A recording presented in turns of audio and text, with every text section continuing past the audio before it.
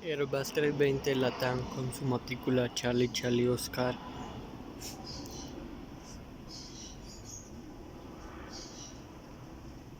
procedente del aeropuerto El Dorado de Bogotá.